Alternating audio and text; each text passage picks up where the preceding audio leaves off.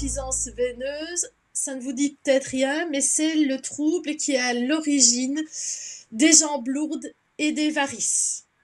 Encore et toujours, les hormones peuvent être à l'origine de ce problème, notamment les œstrogènes et la progestérone qui vont être à l'origine d'une dilatation des veines et d'une infiltration d'eau des membres inférieurs par des fluides.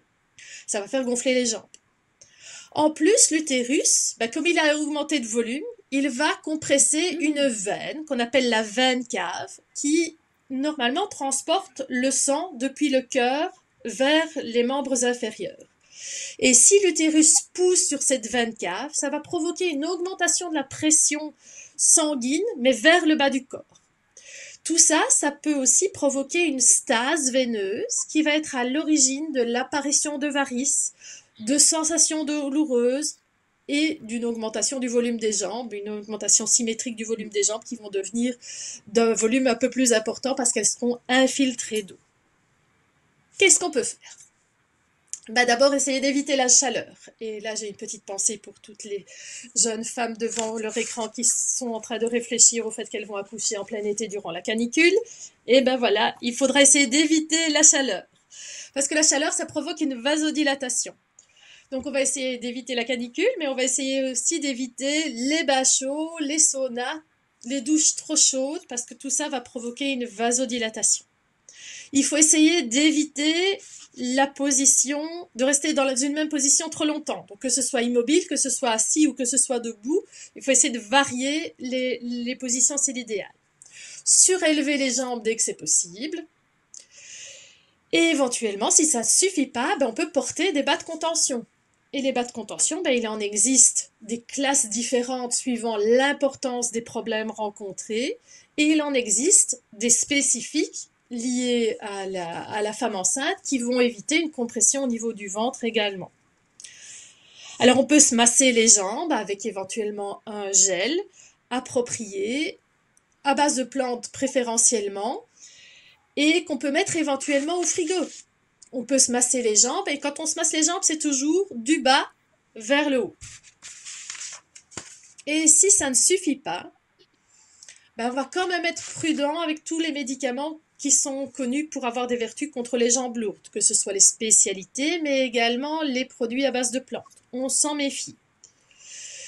La seule chose que vous pouvez utiliser sans crainte, ce sont tout ce qui est en usage externe. Donc tous les gels que vous pouvez utiliser à base de plantes ou à base de menthol pour avoir un effet frais, pour vous aider vraiment en massant.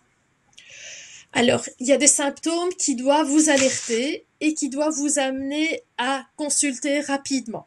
Alors, ces symptômes, c'est s'il y a le gonflement d'une seule jambe. Ça peut être éventuellement un signe d'une phlébite ou d'une thrombose. Donc là, on va consulter rapidement. Si vous constatez qu'il y a une coloration de la peau qui est anormale au niveau du gonflement, là aussi, on va le montrer au médecin. Ou si on a un gonflement généralisé, que ce soit des jambes, mais également du visage, des jambes, des mains. Tout ça, si ça gonfle, là, ça peut être un signe d'hypertension ou de prééclampsie. Et donc là aussi, on va consulter rapidement un médecin.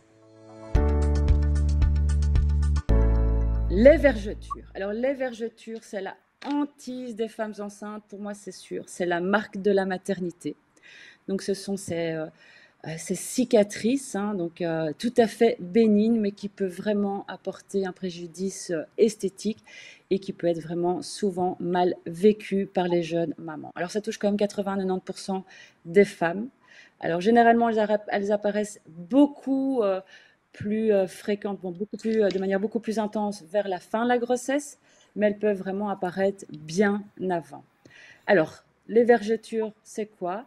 Ce sont ces lignes boursouflées de couleur rouge violacée. En fait, ça apparaît comme ça au début parce que c'est le phénomène inflammatoire.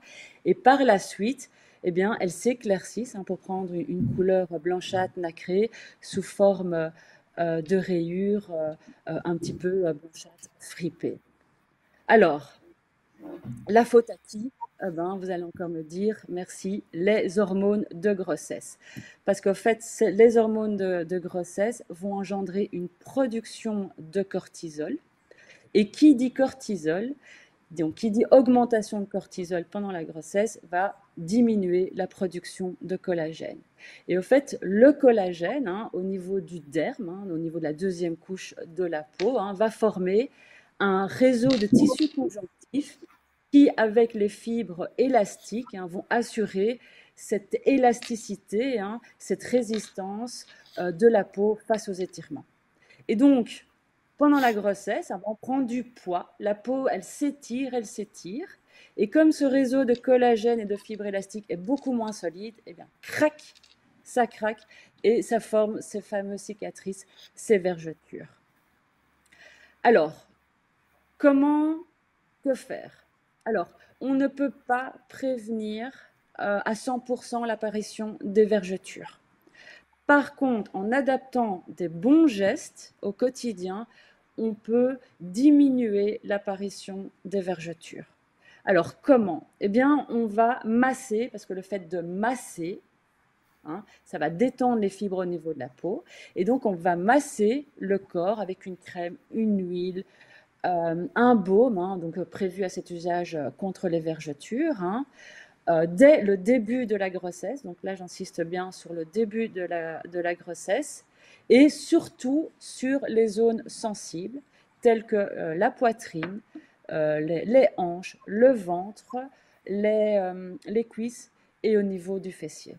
Et donc, c'est vraiment important de bien hydrater parce qu'une fois que les cicatrices sont là, on sait très bien que c'est très difficile à les faire disparaître. Donc, vraiment adopter ce geste 2 fois par jour au quotidien, minimum 2 fois par jour.